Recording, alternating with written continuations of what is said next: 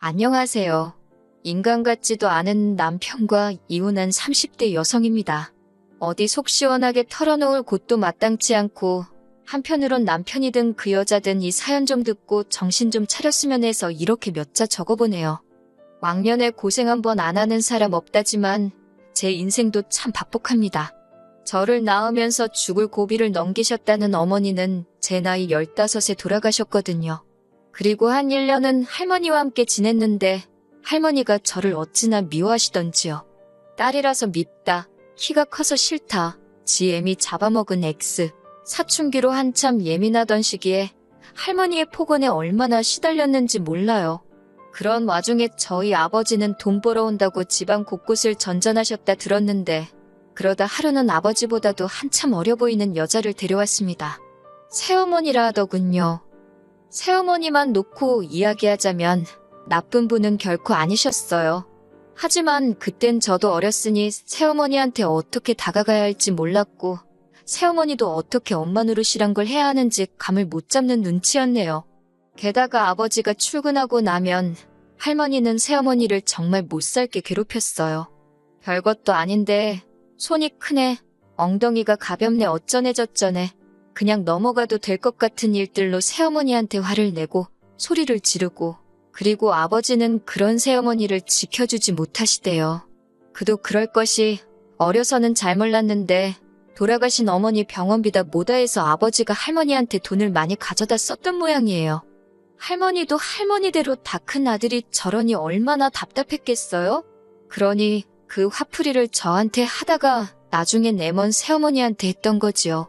그리고 아버지는 자기 때문에 새어머니가 공경에 처하는 걸 뻔히 알면서도 나몰라라 하기 일쑤였고요. 결국 저희 새어머니는 아버지가 돈 벌어온다고 지방에 내려간 어느 날 오밤중에 흔적도 없이 사라졌습니다. 이후로 아버지가 어떤 심정으로 사셨는진 솔직히 모르겠어요.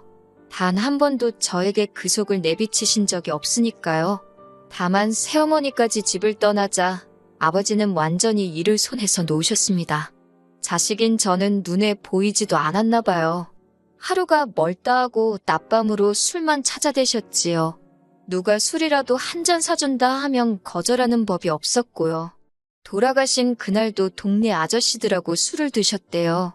한 아저씨가 데려다 준다 하는 걸 아버지가 자긴 멀쩡하다고 고집을 피우곤 혼자 집으로 향하셨다는데 경찰한테 전화를 받고 병원으로 가니 이미 싸늘하게 식어버린 아버지가 저를 기다리고 계셨습니다. 도로에서 자동차 세대에 연달아 치이셨다고요. 저희 아버지 사건은 뉴스에도 나오고 잠깐이나마 세상을 떠들썩하게 했지만 금방 또 잊혀졌어요. 세상살이가 원래 그렇잖아요. 이후로 저는 다시 할머니와 둘이 지내게 되었는데 이렇게 표현해도 될지 모르겠지만 사는 게 아니대요. 아버지가 그랬듯이 할머니도 술을 찾기 시작하셨고 언젠가 한 번은 저더러 공부는 해서 뭘 하냐며 제 교과서를 다 찢어버리셨지요. 그러다 고등학교를 졸업한 다음 날 할머니가 저를 불러 200만 원을 손에 쥐어주시더니 나가랍니다. 저를 보면 돌아가신 어머니 아버지 생각이 나서 억장이 무너진다고 당신 앞에서 사라지라대요. 그렇게 집을 나왔어요. 아니, 쫓겨났어요. 그리고 이후로 주변 사람들에게 물어물어 공장에 취직을 하게 되었고요. 공장 생활은 생각보다 나쁘지 않았습니다. 묵묵히 맡은 일만 잘하면 매달 꼬박꼬박 월급이 들어오니 그 돈 모으는 재미로 살았지요. 그러다 제 나이 25에 지금의 남편을 소개받았습니다. 이후로 6개월의 짧은 연애를 하고 단촐한 결혼식을 올리며 부부의 연을 맺었네요. 결혼할 때 제가 모아둔 돈과 남편이 모아둔 돈으로 작은 전세방을 구했어요. 시부모님은 부모 없는 제 처지가 마음에 안 든다며 전혀 도움을 안 주셨고요. 그러다 제가 결혼한 지 반년 만에 임신을 하면서 공장을 관두게 되었습니다. 어머님이 첫째는 무조건 아들을 낳아야 한다고 어찌나 유난이셨는 제 귀에 딱지가 않는 기분이었지요. 그리고 다행히 어머님의 바람대로 저는 10달을 꼬박 채운 뒤 아들을 낳았습니다. 그제서야 어머님께 며느리로 인정을 받았어요. 내 배 아파 낳은 아들, 그리고 남편, 시부모님, 비로소 내 가족이 생겼다는 그 기쁨과 행복은 어디 견줄 것이 못 되었지요. 하지만 그 행복은 오래가지 못했습니다. 아들이 두두를 막 지났을 때 남편에게 여자가 있다는 사실을 알게 되었거든요. 주말이었는데 이른 아침부터 남편이 회사에 가서 확인할 게 있다며 집을 나서더라고요. 그런데 점심때가 지나도 집에 오지도 않고 혼자서 고생하는 남편을 생각하니 안쓰럽더군요. 그래서 아들 얼굴 보고 힘내라는 뜻으로 영상통화를 걸었습니다. 그런데 몇 번이고 신호가 가도 전화를 안 받는 거예요. 그래서 어쩔 수 없이 포기하고 있는데 남편한테 전화가 걸려왔어요. 얼른 받았더니 남편이 누구랑 이야기를 하고 있더라고요. 전에도 종종 휴대폰을 엉덩이로 잘못 눌러서 엉뚱한 데다 전화를 걸곤 했는데 이번에도 그런 모양이었지요. 그래서 전화를 끊으려고 하는데 어떤 여자가 남편한테 오빠 어쩌고 그래요. 그때부턴 저도 모르게 입을 틀어막고 여자가 하는 말에 귀를 쫑긋 세웠습니다. 30초 남짓의 짧은 대화였지만 둘이 어떤 사이인지는 알고도 남을 만큼 저질스러운 대화가 오고 가더군요. 휴대폰을 들고 있던 제 손이 바들바들 떨리고 있었네요. 남편은 그날 늦은 밤이 돼서야 들어왔습니다. 남편에게 데이트는 잘했냐고 물으니 남편이 뜬금없이 그게 무슨 소리냐고 그래요. 그래서 아까 휴대폰으로 당신이 생중계해주지 않았냐 했지요. 그러자 남편이 허겁지겁 자기 휴대폰을 확인하더니 되도 않는 변명을 늘어놓더군요. 영업하느라 만난 거라나 어쩐다나 영업을 몸으로 삶아떼고 하냐고 쏘아붙이니 저더러 하는 말이 집구석에 있는 제가 뭘 알겠냐입니다. 그러면서 저더러 거울 좀 보래요.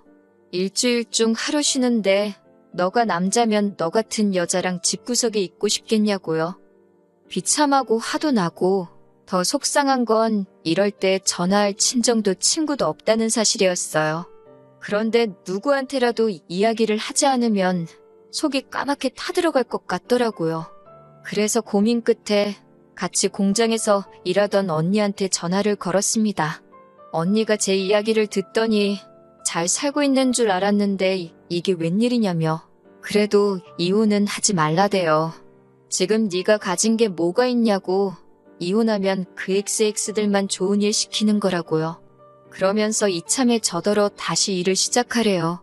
어쨌든 돈이라도 몇 푼 쥐고 있어야 더 더러운 꼴은 안 볼 거라면서요. 언니 말을 듣다 보니 일리가 있더라고요. 당장 남편을 보면 더럽고 혐오스러울 것 같은데 그간 모은 돈은 이 집구석에 다 묶여있지. 생활비는 타서 쓰니 여윳돈도 없지. 그 생각을 하니 서글픈 거예요. 그래서 바로 언니한테 어디 아는 일자리 없냐 물으니 마침 자기 아는 사람 사무실에서 사람을 구하더라며 자기가 다리를 놔주겠답니다. 공장만큼 돈은 안 주지만 그래도 애 키우면서 하기엔 나쁘지 않을 거라고요. 그렇게 일을 시작했습니다.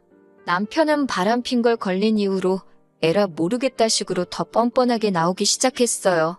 제가 일을 한다고 하니 저 같은 애를 누가 써주냐면서 아주 무시를 하더군요. 너무 모욕적이었지만 정말 갈 곳이 없어서 기댈 곳이 없어서 이를 악물고 그 수모를 견뎠습니다. 아이는 어머님이 맡아주신다 하셔서 거기다 맡겼고 저는 회사 일을 시작했어요. 언니 말대로 월급은 많지 않았지만 그래도 집이 아닌 곳에서 제 할 일이 있다는 그 사실만으로도 큰 위로가 되더군요. 잡생각을 잊기 위해 일을 정말 열심히 했어요. 사장마저 저한테 적당히 하라고 할 정도로 말이에요. 저는 월급을 받으면 70%를 주식에 부었습니다. 위험한 게임이라고 생각했지만 이렇게 하지 않고는 돈을 불릴 방법이 안 보이더라고요. 그리고 마침 사장이 제가 주식에 관심을 보이니 자기도 주식 투자를 하고 있다며 이리저리 도움을 주었어요. 이후로 어느 정도 그렇게 제 손에 목돈이 생기니 자신감도 생기대요. 남편이 바람을 피든 말든 무관심해지더라고요. 저 인간 없다고 내가 못 살 것도 아니다 싶었달까요. 그렇게 한 2년쯤 지났습니다. 아들은 어느덧 유치원생이 되었고 저도 회사에서 완전히 자리를 잡은 상황이었지요. 하지만 남편에게는 계속해서 근근히 계약직을 유지하고 있다는 식으로 이야기를 했어요. 혹시나 저한테 돈이 있는 걸 알면 어떻게든 뺏으려 들진 않을까 걱정이 되었거든요. 그리고 여자의 눈이 멀어서 그런 건지 제 말을 그냥 고지고대로 믿대요. 아니, 어쩌면 그냥 관심이 없었던 걸 수도 있고요.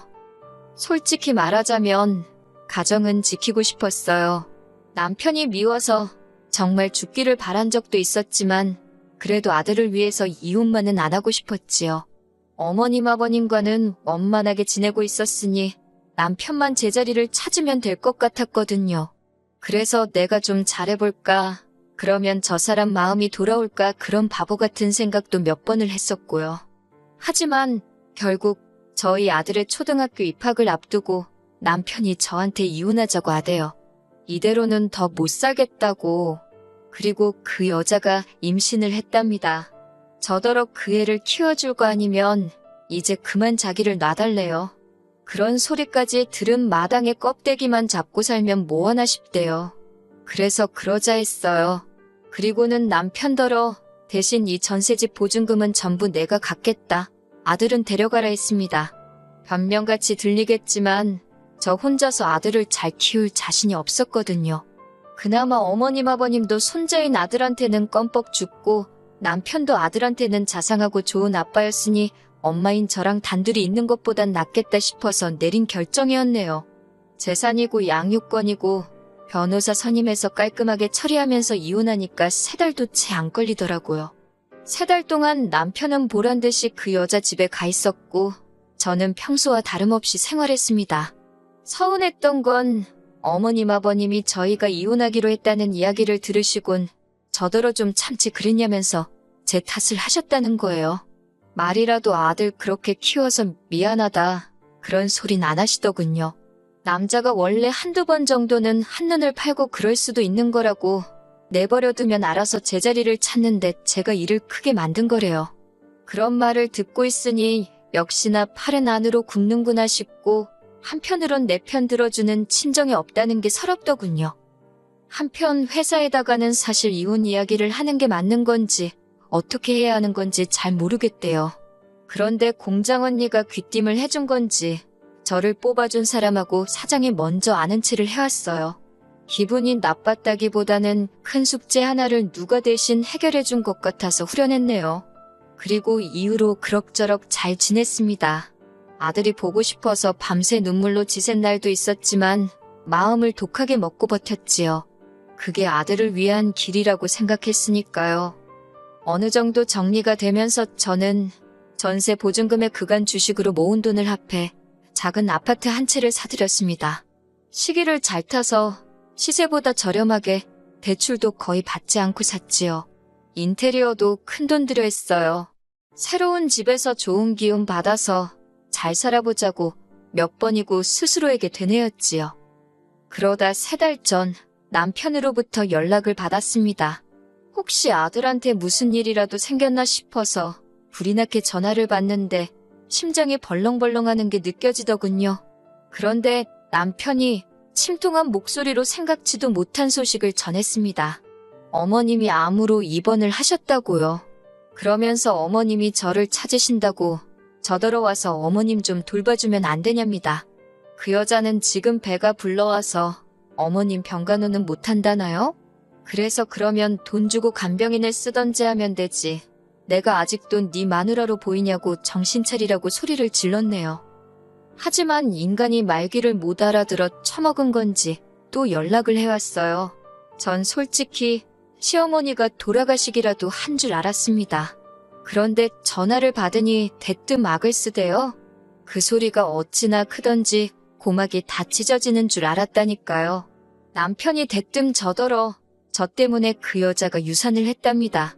밑도 끝도 없는 남편의 말에 황당해서 그게 무슨 소리냐니가 제가 어머님 병간호를 안 해줘서 그 여자가 병간호를 했다나요? 어이가 없어서 간병인을 쓰면 되지 그걸 왜 임산부를 시켰냐고 쏘아붙였지요. 그랬더니 그 여자가 어머님한테 잘 보이고 싶다면서 자진해서 한다고 했대요. 더 어이가 없었지요. 지가 한 걸 왜 나한테 날린가 싶어서. 그런데 어머님이 자꾸 그 여자 하는 것마다 저랑 비교를 하셨나 봐요. 그 여자가 스트레스 받는다고 몇 번을 이야기하더니 결국 출산을 한 달도 안 남기고 애를 잃었다고요. 듣고 있으니 그 여자도 어지간히 멍청하네 싶으면서도 그게 왜 내 탓이라는 건지 점점 화가 나는 거예요. 결국 열받아서 이게 다 당신이 남한테 피해주고 살아서 주변 사람들이 벌받는 거라 했습니다. 네가 남의 가슴에 못 박은 거 지금 돌려받는 거라고, 다 네 업보 때문이라고요. 그러면서 애 하나로 끝날 것 같냐고. 지금 생각해보면 꽤나 잔인한 말을 퍼부었던 것 같아요.